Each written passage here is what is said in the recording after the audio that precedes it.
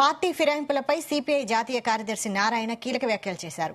తెలుగు రాష్ట్రాల్లో అహంకారపూరితంగా పాలన చేయడంతోనే కేసీఆర్, జగన్మోహన్ రెడ్డి ప్రజా ఆగ్రహానికి గురయ్యారని సిపిఐ జాతీయ కార్యదర్శి నారాయణ వ్యాఖ్యానించారు. 10 ఏళ్ల కేసీఆర్ పాలనలో తెలంగాణ అనేక రంగాల్లో ఆర్థికంగా వెనుకబడిపోయిందన్నారు. రైతులకు 2 లక్షల రుణమాఫీని, అలాంటి ఆంక్షలు లేకుండా చేయాలని కాంగ్రెస్ ప్రభుత్వానికి ఆయన సూచించారు. పార్టీ ఫిరాయింపులు సరైన పని కాదంటున్న నారాయణతో మా ఖమ్మం ప్రతినిధి ఆకేష్ ఫేస్ టు ఫేస్. దేశంలో 2 తెలుగు రాష్ట్రాల్లో రాజకీయ పరిణామాలు చోటు చేసుకుంటున్నాయి. ఈ అంశాల మీద మాట్లాడడానికి సిపిఐ జాతీయ ప్రధాన కార్యదర్శి నారాయణ గారు ఉన్నారు. సార్, దేశంలో ఇటు 2 తెలుగు రాష్ట్రాలలో అధికార మార్పిడికి సంబంధించి ప్రస్తుతానికి కేంద్రంలో మరోసారి బీజేపీ అధికారం చేపట్టింది కనుక మీరు ఏం చెప్తారు? కేంద్రంలో బీజేపీ అధికారం చేపట్టింది.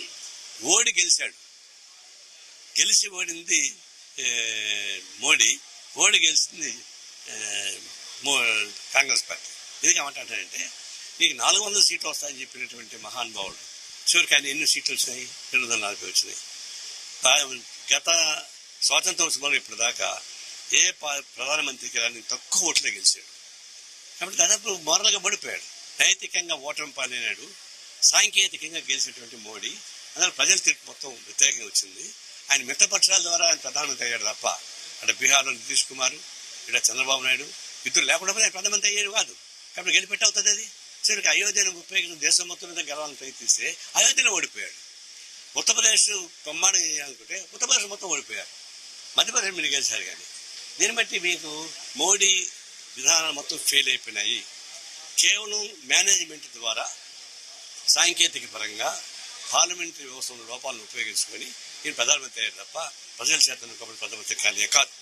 అంటే ప్రస్తుతం ఇప్పుడు సింగరేణి గనులను కూడా కేంద్రం ప్రైవేటీకరణ చేయాలన్న ఒక ఆలోచనకు వస్తోంది. ఈ నేపథ్యంలోనే ఇక్కడ వేలం పాటను కూడా నిర్వహించినటువంటి సందర్భం ఉంది. దీనిపై మీరేమంటారు? ఇప్పుడు కేంద్రంలో బీజేపీ ప్రభుత్వం ఈ బొగ్గలను మొత్తం కూడా ప్రైవేట్ పరం చేయడానికి నిర్ణయించేశారు. ఇది చాలా అన్యాయమైంది. ఇది మన మైన్స్ మొత్తం మన సింగరేణి కేంద్రంలో అడుగుతున్నాం. కానీ కేంద్ర ప్రభుత్వం ఆ డిసిషన్ తీసుకుంది. అప్పుడు ముఖ్యమంత్రిగా ఉన్న కేసీఆర్, టీఆర్ఎస్ వాళ్ళు దాన్ని ఆమోదించి ఇక్కడ యాక్షన్ పెడుతున్న వాళ్ళు వీళ్ళు కనీసం సింగరేణి వాళ్ళపై మీరు యాక్షన్లో పాల్గొండని చెప్పకుండా మీరు అప్లికేషన్ పెట్టబోతున్నారు. అంత అర్థమైంది ప్రైవేట్ వాళ్ళకి పొమ్మని.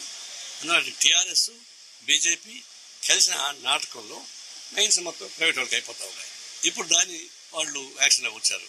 సెంట్రల్ గవర్నమెంట్ రూల్ కాబట్టి దాని యాక్షన్ పాల్గొడితే వాళ్ళకి రాదు. అందులో టీఆర్ఎస్ ప్రభుత్వం ఏం చేసింది, యాక్షన్ మీరు పాల్గొండి దాన్ని తెచ్చుకోవాలని అన్నారు. అది దానికి తప్పుపడుతున్నారు టీఆర్ఎస్ వాళ్ళు. అంటే యాక్షన్లో పాల్గొకపోతే ప్రైవేట్కి అయిపోతుంది, పాల్గొంటే తప్పుపడుతున్నారు. మీరు చేసిన తప్పులు పనికి ఎవరిని బాధ్యత వేస్తారు? ఆ విషయంలో టీఆర్ఎస్ నిజంగా అసంబద్ధమైనటువంటి ప్రార్థన చేస్తాం. అంటే ఇప్పుడు ప్రస్తుతం రాష్ట్రంలో జరుగుతున్నటువంటి పరిణామాల నేపథ్యంలో కాంగ్రెస్ లోకి వలసలు కొనసాగుతున్నాయి.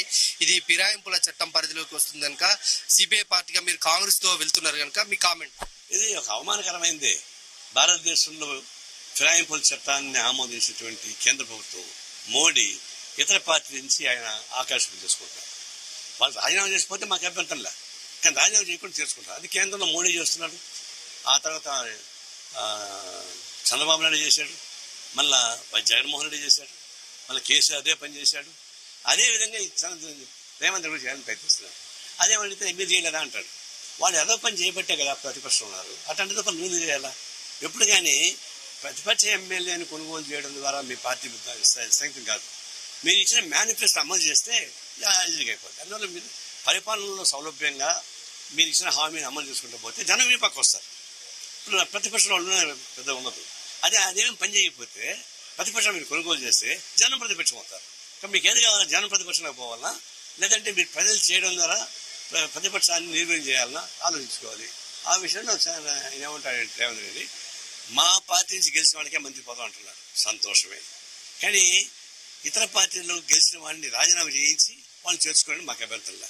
రాజీనామా చేయకుండానే చేయడం అనేది అది కలిసి వచ్చేవాడికి నడిచేటప్పుడు పెట్టుకుంటుంది తప్ప ఇంకోటి కానీ కాదు. దాని జోలికి పోదని నా ఉద్దేశం. Thank you sir.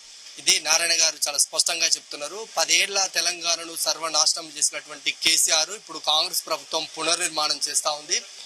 సంక్షేమ పథకాల రుణమాఫీకు సంబంధించి పూర్తి స్థాయిలో కొంత టైం తీసుకునైనా అందరికీ అమలు చేయాలనేది ఆయన చాలా స్పష్టంగా చెప్తున్నారు. ఇక రైతు రుణమాఫీకి సంబంధించి బంగారం రుణాలు కానీ ఏ రుణాలు కూడా పంట పేరు మీద తీసుకున్నటువంటి నేపథ్యంలో వారందరికీ కూడా రుణమాఫీ చేయాలనేది సిపిఐ నారాయణ చాలా స్పష్టంగా చెప్తున్నటువంటి అంశం. కెమెరామ్యాన్ శరత్